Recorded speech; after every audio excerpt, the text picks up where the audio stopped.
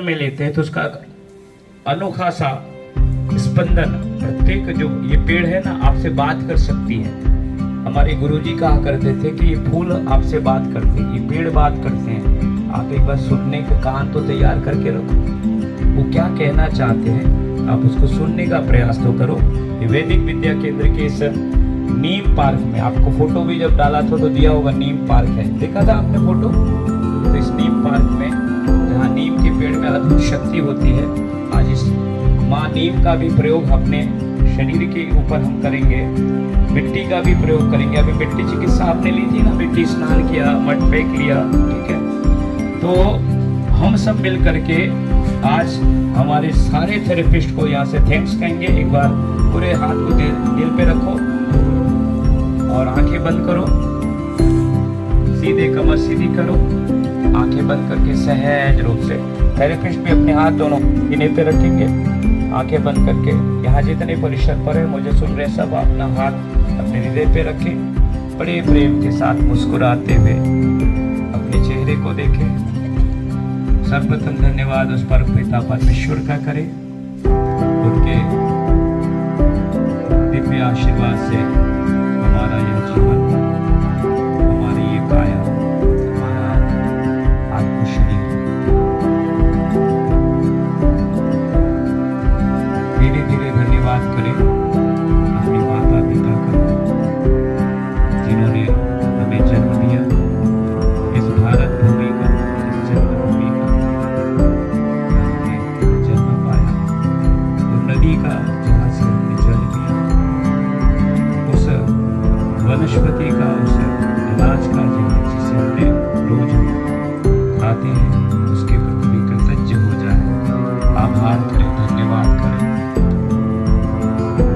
Gratefulness है उसके साथ, थैंक्स करें। प्रकृति का धन्यवाद करें, जिस परिसर में आप रहते हैं, जिस क्षेत्र में आप रहते हैं, उस घर का, उस भूमि का धन्यवाद, उसके घर को बनाने वालों का भी धन्यवाद करें। घर पर आपको जो भोजन बना के देते हैं उनके प्रति धन्यवाद का भाव। ईश्वर उन्हें भी खुश रखे, सुखी रखे, संपन्न बनाए, ऐसे भाव। यहाँ बैठे बैठे आप अपने घर के सभी लोग जो आपको खुश रखने में आपको सहयोग करते हैं, आपके जीवन को आगे बढ़ाने में सहयोग करते हैं, उनको सबको देखते हुए हृदय से गले लगाते हुए उनका धन्यवाद करें। धन्यवाद का भाव आज इस वैदिक विद्या केंद्र में, जहाँ इस परिसर के भीतर, धन्यवाद इस भूमि को जहाँ आप बैठे हैं, धन्यवाद इस नीम के पेड़ को, फूलों के पौधों को, धन्यवाद उस जल को, धन्यवाद उस मिट्टी को, धन्यवाद उस चिकित्सा को, धन्यवाद उस उपचारकों को जो आपके उपचार में, उस थेरेपिस्ट को जो आपके उपचार में, आपके ट्रीटमेंट में सहयोग कर रहे हैं। सभी उपचारक धन्यवाद करें परमपिता परमेश्वर का, और परमेश्वर के रूप में हमें स्वास्थ्य साधक मिले, उनकी स्वास्थ्य की साधना में हम सहभागी बने, सहयोगी बने।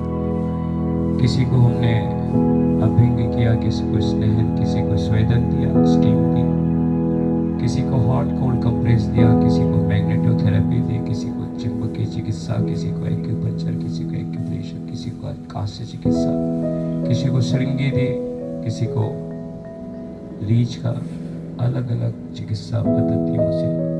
भोजन बनाने वाले वो सारे भाई बहनों का जिन्होंने भोजन बनाया, उसको का, और सहयोग करने वाले सभी का, इस परिसर के साफ सुथरे रखने वाले उस सभी कर्मचारियों को धन्यवाद दें। हृदय से सबके प्रति हृदय से धन्यवाद करते हुए अपने आप को धन्यवाद दें कि आपका शरीर, आपका मन, आपकी इंद्रियां आज यहाँ पर है।